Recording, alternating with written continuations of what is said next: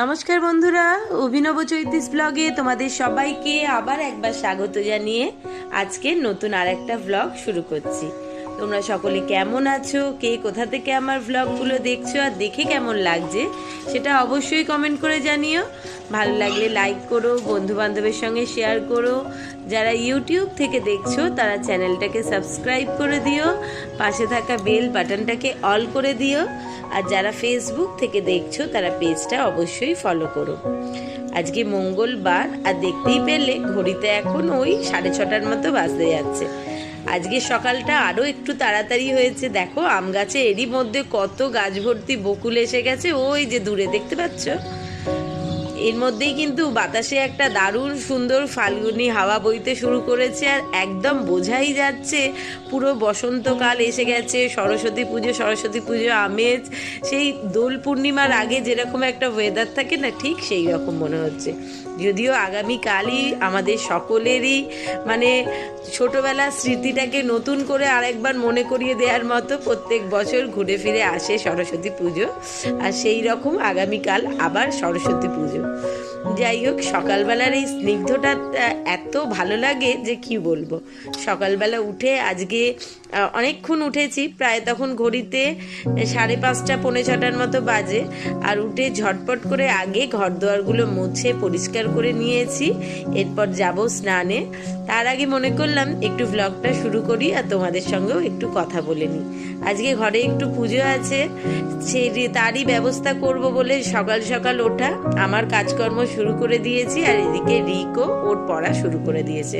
যতই সরস্বতী পুজো থাক বা বাড়ির পুজো, কোনোটাতেই রিক বাবুর ছুটি নেই। সে যথারীতি উঠে নিজের প্রজেক্টের কাজ করতে বসে গেছে ভোরবেলা থেকে আমার সঙ্গে। আমিও উঠেছি 5:30 পৌনে 6টা, আর ও 6টায় উঠে আজকে একটা প্রজেক্ট জমা দেওয়ার আছে স্কুলে। সেই সঙ্গে তো স্কুলে সরস্বতী পুজোর জোগাড়, পুজোর সমস্ত দায়িত্বে থাকা সেসব আছেই। আগামীকাল সরস্বতী পুজো, সেখানেও সকাল থেকে গুরু দায়িত্ব বাবুর। তো যাই হোক, প্রজেক্ট জমা দেবে বলে ও সকাল সকাল পড়াশোনা শুরু করে দিয়েছে। আর আমার এই দেখো ঘর দৌড় পরিষ্কার করা তো কমপ্লিট হয়েই গেছে। আর গতকাল রাত্রে তোমাদের দাদার সঙ্গে বেরিয়ে এখানে পুজোর বাজার জোগাড় করে রেখেছে। এসছে মোটামুটি রেডি হয়ে নিয়েছি একটা কাপড় পরে। চলো, পুজোর অনেক জোগাড় জানতে বাকি রয়েছে, পুজোর কাজগুলো আগে সেরে নেওয়া যাক, তারপর পরে কথা বলছি। আজকে একটু ব্যস্ততার মধ্যেই রয়েছি, ঠিক আছে।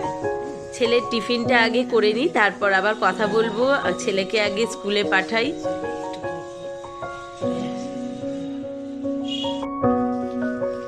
রিককে সকালবেলা টিফিনে একটুখানি পরোটা তরকারি করে দিয়েছি, সে খেয়ে বেরিয়ে গেছে স্কুলে। আর আজকে যেহেতু ঘরে পুজো, তাই জন্য আর সকাল সকাল ভাত করিনি। আর ও এদিকে দেখতেই পাচ্ছ একটু বেলা হয়েছে বামুন ঠাকুর আসতে। তার আগে আমার অবশ্য মোটামুটি ঠাকুর পুজোর সমস্ত জোগাড় জান্তি শুরু করে দিয়েছিলাম। বেশ অনেকটা হয়েও গেছিল, শুধু রিককে সকালবেলা গতকাল রাত্রেই একটু ময়দা মাখিয়ে রেখেছিলাম, ওকে ঝটপট 3টে পরোটা একটু তরকারি করে দিয়েছি, ও খেয়ে গেছে। আজকে ঘরে পুজো বলে তাই জন্য আর সকালবেলা ভাতটা রান্না করিনি। আর ওকে একটু টিফিনে আজকে ম্যাগি করে দিয়েছি, টিফিন নিয়ে গেছে। কারণ বাড়ি ফিরতে ফিরতেও বলেইছে আজকে 7টা 7:30 বাজবে, যেহেতু আগামীকাল সরস্বতী পুজোর একটা স্কুলে কাজকর্মের দায়িত্বে রয়েছে, সেই সমস্ত গুছিয়ে আসতে সময় লাগবে। আর এদিকে বাবু মায়ের ছবি বার করে পরিষ্কার করে মালা দিয়ে চন্দনের টিপ পরিয়ে রেখেছি। কারণ ঘরে পুজো আর বাবু মা সেখানে মানে কি বলবো, সেখানে না থাকলে চলবে না। আর এখানে ঠাকুরমশাই এসে পুজো শুরু করে দিয়েছে, আর আমি এর ফাঁকে ধুনোটা জ্বালিয়ে নিচ্ছি। আমার পুজোর জোগাড় বেশ অনেকটাই সাজানো হয়ে গেছিল, কিছুটা বাকি ছিল। আর ততক্ষণে এসে গেছিল দিদিভাই আর মাসি।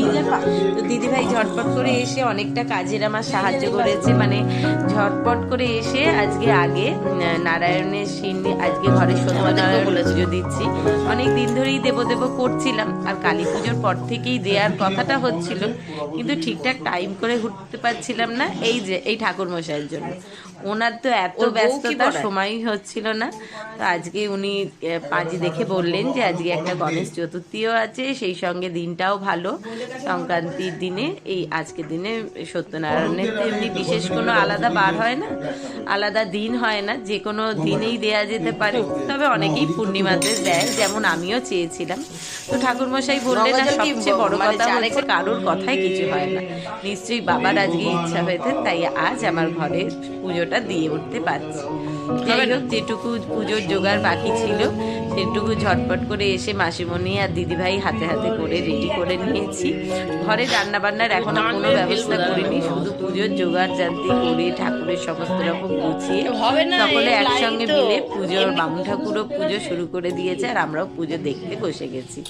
পুজোটা কমপ্লিট হয়ে যাওয়ার পর এই যে এখানে ঠাকুরের হোমের আলাদা ফুল, বেলপাতা, যা যা লাগবে সেগুলো বেছে রেখেছি। আর একটা জায়গায় পুজোর পঞ্চদেবতা, নবগ্রহ, সমস্ত রকম পুজোর ফুল, বেলপাতা, তুলসী পাতা, চন্দন, ফল, নৈবেদ্য সমস্ত কিছু সাজানো হয়ে গেছে। চলো এবার একটু শান্ত হয়ে বসে ভালোভাবে পুজোটা শুরু হয়ে গেছে যখন, পুজোতে মন দেয়া যাক আর শান্তি মনে বাবার পুজোর আরাধনা করা যাক।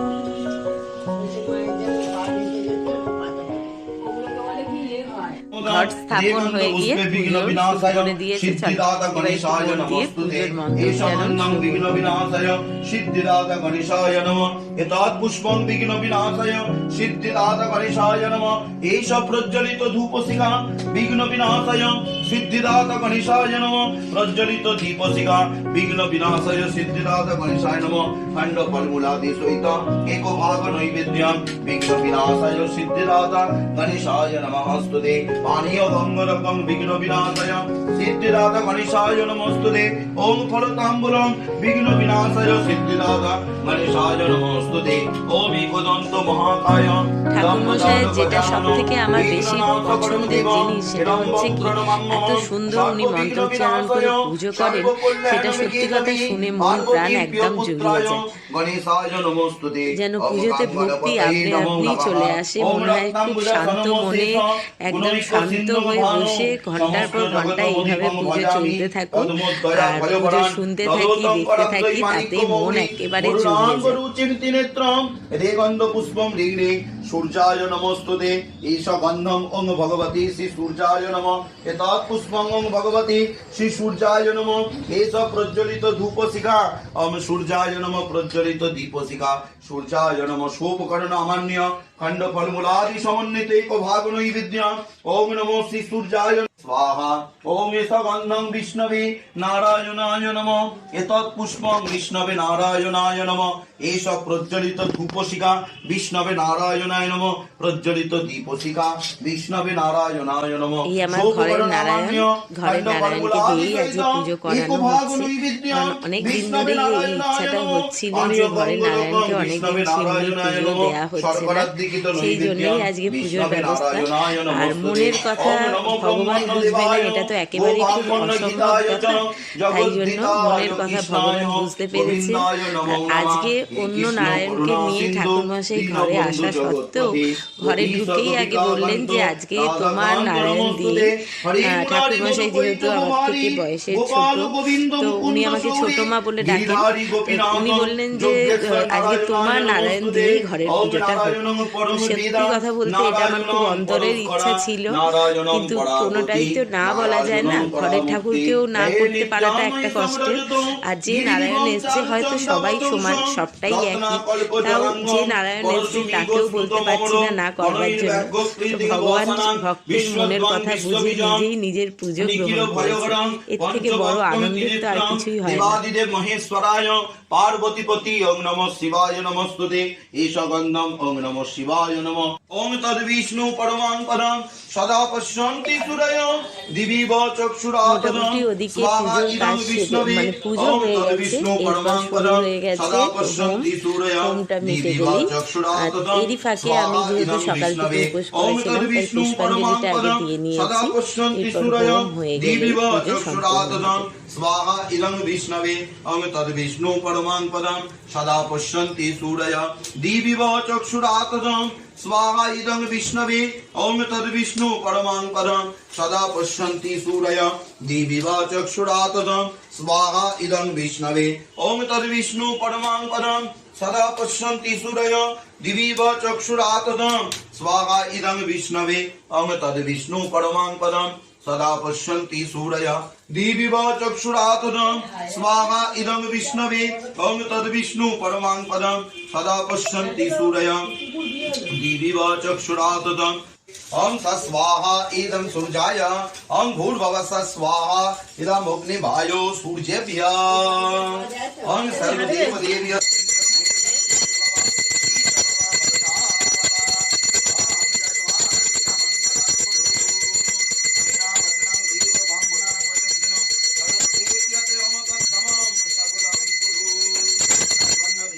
गोब्राह्मण गीताय च जगद्गीताय कृष्णाय गोविन्दाय नमः।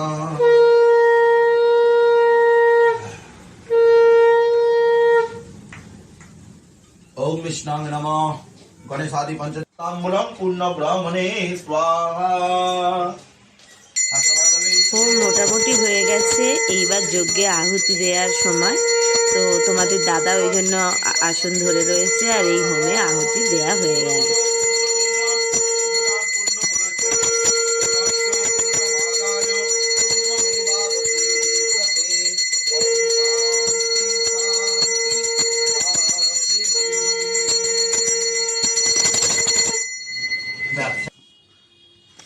পুজো সারা হয়ে গেছে, ঠাকুরমশাইও বেরিয়ে গেছেন, আর এদিকে আমার সকলকে প্রসাদ বিতরণ করা হয়ে গেছে। যেহেতু রিক আজকে ঘরে নেই, দাদাও অফিস বেরিয়ে গেছে, কোনো রকমে একটুখানি সেদ্ধ ভাত করে দিয়েছিলাম সেই খেয়ে, আর সকলকে প্রসাদ দিয়ে এসে এরপর ঝটপট করে ঘরটা গুছিয়ে নেওয়ার পালা।